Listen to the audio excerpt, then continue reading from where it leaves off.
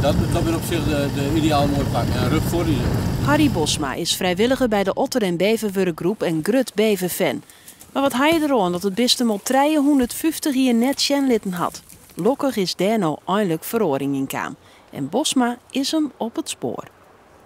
Hoe groot beest moet het wel bijwist wezen die dit al verredden kan. Op deze hoogte. Ik bedoel, een bruine rat ken ik wel, die vriend hierheen of zo, maar die zit hier net te fretten. Hij is echt het er hier stond, poorten omheen en hij gewoon hier op een kont zitten te fretten en hij taken mij al.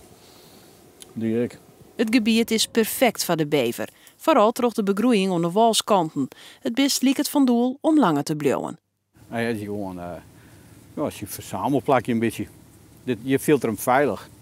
En de situatie die we hier uiteindelijk hebben, omdat het op een Lidse eilandje is, nou, dat toont er echt aan dat heel best het begin wezen kan van een beverburcht. In Drenthe en Greenslaan in de bever jij er al uitzetten. Waar dit exemplaar waar komt is net zeker. Wol is bekend dat bij het Zuidladermeer in Greenslaan bevers zitten. Dit beverplak luidt het dichtst bij het gebied waar de bever nou voen is. Hoe dan ook, hij het zeker bij zijn nieuwe boerleur Delwest.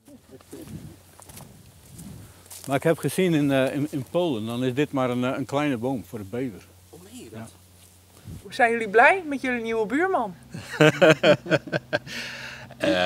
Ja, op zich is het natuurlijk heel bijzonder. Het is leuk dat hij even op doorreis was.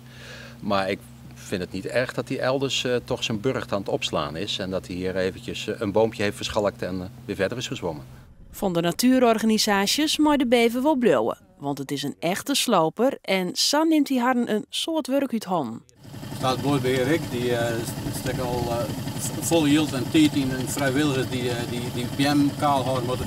Omdat er mooie uitzichten hier in elke fut. En toch de bever doen.